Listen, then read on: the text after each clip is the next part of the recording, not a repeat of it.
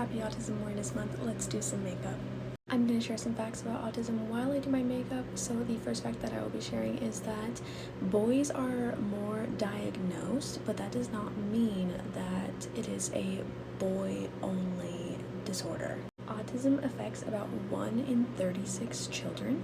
People with autism spectrum disorder can have challenges with things such as social interaction, speech delay, or any other communication delay, repetitive behaviors that can be known as stimming, and also they can have sensory difficulty with things like noise, light, anything like that. There is no cure for autism, but there are different forms of therapy such as occupational therapy, speech therapy, ABA therapy, and they can all help the individual live a more fulfilling life and feel more confident in their communication with others, and they can take care of themselves.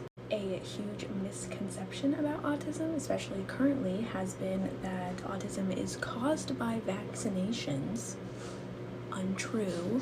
Autism is commonly comorbid, or in other words, you can say like double diagnosed with things like ADHD, anxiety, sleep issues, and gastrointestinal issues. To the average person, stimming may seem annoying or weird, but stimming is actually a good way for people with autism or other sensory disorders to emotionally regulate themselves in an environment where they don't feel comfortable.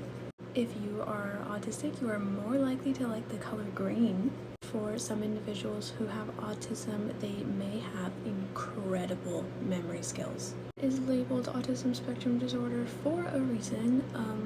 That is, it is definitely a spectrum. No two people have the exact same experience with autism, and no two people have the exact same symptoms or stims or sensory issues or speech impediment or speech delay. All of it's different. Most people with autism communicate very bluntly and directly, and that can be seen or interpreted as very rude, but they're just being honest.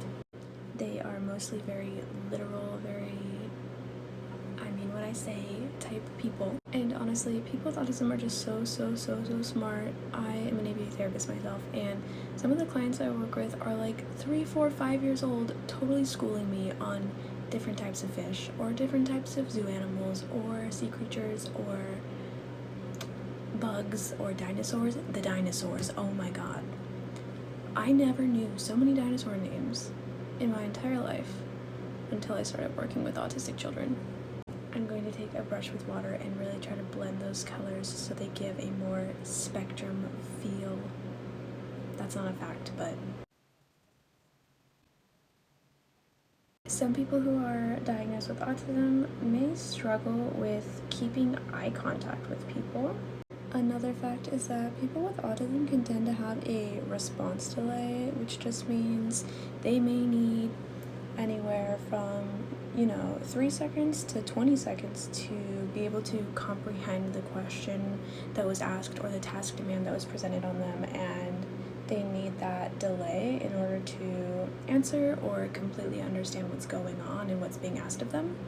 It's not that they are ignoring you or that they don't want to answer you or that they don't know the answer at all. It's just they have a processing delay sometimes.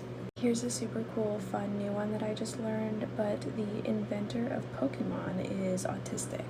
There's a common notion that ABA therapy is actually harmful for individuals with autism, but I'm here to say that I'm one of those people that kind of disagree with that, mainly because I am an ABA therapist myself.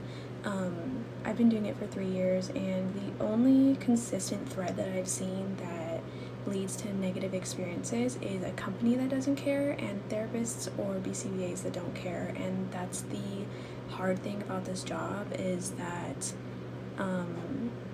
you can never guarantee that someone's going to continue to care about the job. But once you find a good therapist, I swear ABA is beneficial. Many people may be familiar with the puzzle piece logo being representative of autism, but it's actually widely unappreciated because it almost gives the reference that people who have autism may be missing something. So the puzzle piece is actually considered somewhat offensive to people.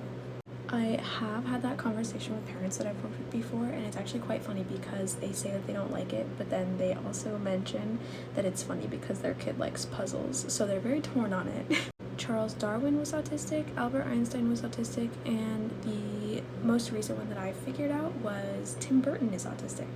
Also, Bill Gates and Courtney Love. I mean, there's plenty of celebrities that are autistic. There is a wonderful show that is about an autistic doctor called The Good Doctor. I love that show. There is also a show called Atypical, which is about a young boy named Sam with autism. And there is now even dating shows, Love on the Spectrum, about people with autism finding love. This isn't necessarily a fact about autism, but it is a fact about me. I will be attending cosmetology school starting in 2 weeks, and it is my goal to be able to get my cosmetology license. That way I can provide sensory-friendly haircuts for people with autism or other sensory disorders, as I have a background in art and autism. I was going to leave this plain, but I'm actually going to put some gray eyeshadow in it. A little bit more detail-oriented.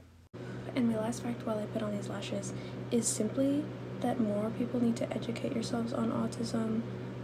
Read a book, watch a movie, watch a podcast, listen to autistic people, read a book that an autistic person wrote,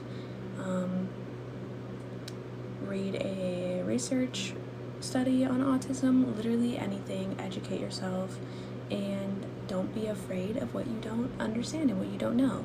Okay, and here is the final makeup look. Happy Autism Awareness or Acceptance Month, everyone.